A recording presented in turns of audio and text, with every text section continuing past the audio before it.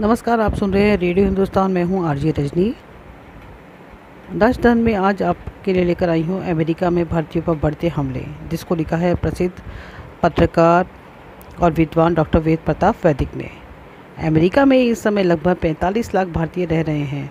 कोई आश्चर्य नहीं है कि अगले कुछ ही वर्षों में भारतीय मूल का कोई व्यक्ति अमेरिका का राष्ट्रपति बन जाए। कमला हैरिस अभी उपराष्ट्रपति तो हैं ही। इस समय अमेरिका में सबसे संपन्न कोई विदेशी मूल के लोग हैं तो वे भारतीय ही हैं। वैसे गोरे लोग भी कोई मूल अमेरिकी थोड़ी ही हैं। वे भारतीयों की तरह यूरोप से आकर अमेरिका में बस गए, लेकिन उनका आगमन 300-400 साल पहले से ही शुरू हुआ तो यह मानने लगे कि वे गोरे लोग तो मूल अमेरिकी ही हैं। बाकी सब भारतीय, अफ्रीकी, चीनी, जापानी, मैक्सिकन आदि लोग विदेशी हैं। जो एशियाई लोग पिछले 150 साल से अमेरिका में पैदा हुए और वहीं रह रहे हैं, उन्हें भी गोरे लोग अपनी अमेरिकी नहीं मानते। इसी का नतीजा है कि कई दशकों तक भारतीयों का अमेरिका के विभिन्न व्यवसायों में सर्वोच्च पदों तक पहुंचना असंभव लगता था। लेकिन अब अमेरिका की बड़ी से बड़ी कंपनियां, प्रयोगशालाओं, शिक्षा और शोध संस्थाओं तथा यहाँ तक कि उसकी फौज में भी आप भारतीयों को उच्च पदों पर देख सकते हैं। भारतीयों की योग्यता, कार्यकुशलता और परिश्रम अमेरिकियों को मजबूर कर देते हैं कि उनकी नियुक्ति उन्हें उच्च पदों पर करनी होती है।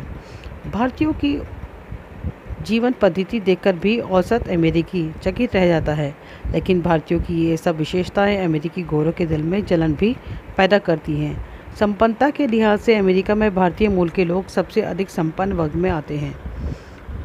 उनके पास एक से एक बढ़िया मकान, कीमती कारें और ऐश्वर्य का अन्य सामान अमेरिकियों के मुकाबले ज़्यादा ही होता है। इसी का नतीजा है कि आज भारतीयों के विरुद्ध अमेरिका में अपराधों की भरमार हो गई है। इन्हें अमेरिका में घृणाजन्य अपराध, हेट क्राइम कहा जाता है। 2020 के मुकाबले 2021 में भारतीयों के विरुद्ध ऐसे अपराध 300% यानी 3 गुना बढ़ गए हैं। कुछ गोरे लोग भारतीयों को देखते ही उन पर गोली चला देते हैं। सड़कों और दुकानों पर उन्हें देखते ही गालियाँ बकते हैं।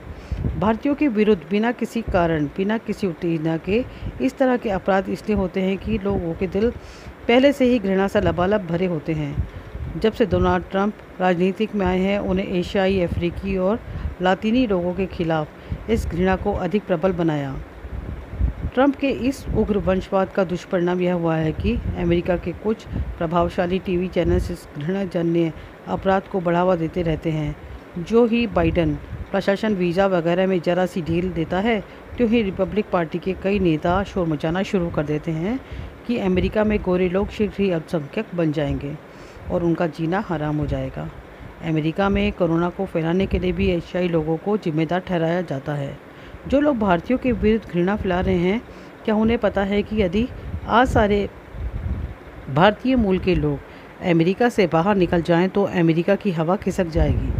ये भारतीय लोग न सिर्फ अमेरिका की संपन्नता बढ़ा रहे हैं, बल्कि उसे श्रेष्ठ जीवन पद्धति से भी उपकृत कर रहे हैं। बने रहिए हमारे साथ रेडियो हिंदुस्तान पर। सबको सिखाइए जल बचाइए, सबको सिखाइए पेड़ लगाएं। नमस्कार।